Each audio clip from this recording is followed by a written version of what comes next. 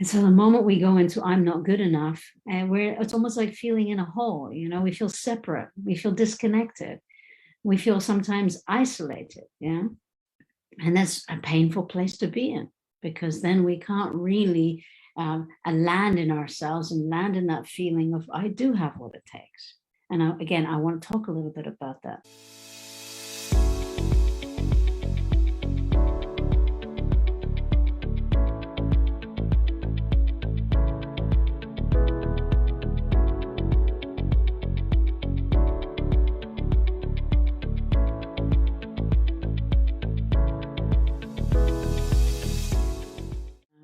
My name is Rupda, and I have been teaching leadership and coaching around the world for many years.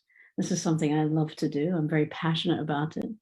And I've come into this work over the last few decades because of my own upbringing and personal development over the last 40 years. So it's been a long journey for me in how I've sort of got to where I am today in working with individuals, groups, and teams. Yeah. But of course, the first place we start with is meeting our inner leader, and that changes everything in our lives. Yeah. So what I want to say a little bit about is first this part where some of the biggest barriers we have about meeting our inner leader, and also really meeting that place, because in a way, when we're meeting the leader within us, that part that is guiding us, supporting us, and also making decisions for us, we're meeting that place where we're empowered. Yeah. And so in a way, you're asking yourself to step into your power. And some people are really scared to step into their power. Some people are fearful of their power. What if I'm too much? So that's one obstacle that we have, to really dare to step into our power, dare to be seen, and dare to be heard, and also to recognize that you have what it takes. And that also is a journey in itself. And I want to talk a little bit about that as we proceed. Yeah. Another one of the barriers is that we have this strong belief that others have it and I don't. And we compare ourselves with others. And that's, of course, it sabotages us from really appreciating what we already have and the gifts that we come in with, yeah, and also our own inner wisdom and our own intelligence. It doesn't have to be an intelligence from some big, high academic, 7 years of PhD. It's your own life experience and the journey that it took for you to get where you are. And so you already have a wisdom there. You already have knowledge there. And some of us often, a lot, and you see it in Instagram a lot, we compare ourselves to other people's lives. They're better than me. And that's another one of those barriers that we have, is I'm not good enough. And so the moment we go into I'm not good enough, it's almost like feeling in a hole. We feel separate, we feel disconnected, we feel sometimes isolated. Yeah. And that's a painful place to be in, because then we can't really land in ourselves and land in that feeling of I do have what it takes. And again, I want to talk a little bit about that. We're talking about what the barriers are that hold us back from really owning that part in ourselves. Because to own your inner leader is you're owning your voice. You're owning, your permission to be here, your right to be here. I have my birthright to hold my space, to have my space, to have my boundaries, for example, respected, to be respected. And there's something implicit in being in your inner leader where it's kind of like you see it today when people say confidence, but it's not the confidence where you're macho confidence. It's like relaxed confidence. Yeah, it's when someone really is connected with themselves and they don't have to try to be something else or like someone else in order to really appreciate and value themselves. And that's where we wanted to go towards. That's initially the direction we want to move to, meet my inner leader, because your inner leader gives you so many jewels, gives you so much richness that you feel complete, that you feel a sense of wholeness, that you feel worthy, that you feel that you are enough. And it works, guys. I know, because I'm working with this for years in different countries, in different languages, and I see people go through that transformation when they really know how to self-coach, when they really know how to self-lead, and when that, from that place, they really know how to make decisions in their life. So some of the other barriers is around, one of the ones I know for very much is shame, is when we compare ourselves to other people, when we think we're not enough, when we are scared of our power. And then the other one is shame, of that I didn't do it, that I failed, the fear of failure, that I messed up, that I'm damaged goods. So that shame can be crippling, especially if you had some shame early on in your life. That can be like a trauma held in your body, and it can be like a contraction, and it doesn't really give you the feeling where you're relaxed in your body. And one way you can know if you're really relaxed in your body is if you feel yourself breathing, and if you feel yourself relaxed through the day. And one way you can know when you're not relaxed in your body is when you're disconnected from your breathing, and when you're in contraction or tension, or can't sit still, or overthinking, over processing. So when we get into that place, often it's something from very early on, and it's usually connected to a trauma where something was imbalanced, and we want to come back into balance. And the beautiful thing about self-leading is that we learn how to come back into balance, and that's what we want.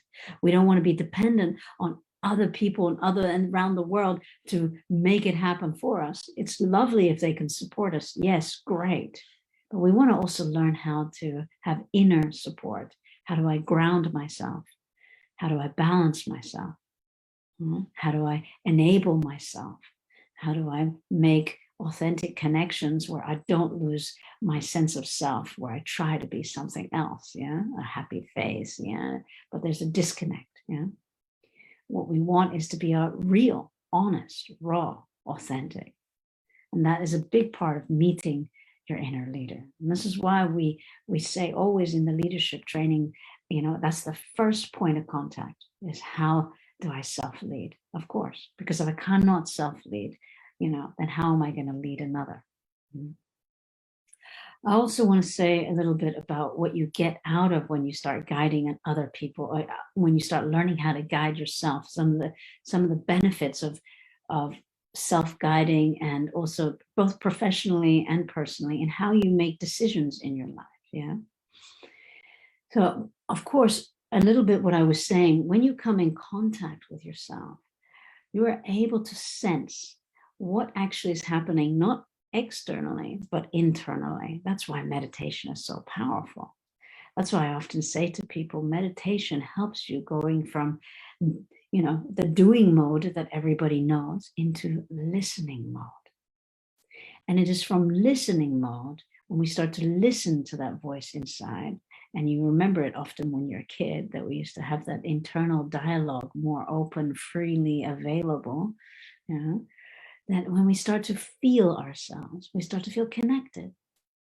You also know it from intuition and gut feeling. And some of you are disconnected from your intuition because you've gotten so fast and rapid, and, in your speedy life. And some of you are going at the pace of like a Ferrari, and you don't able yourself to slow down and know what it's like to actually, what is it I need right now?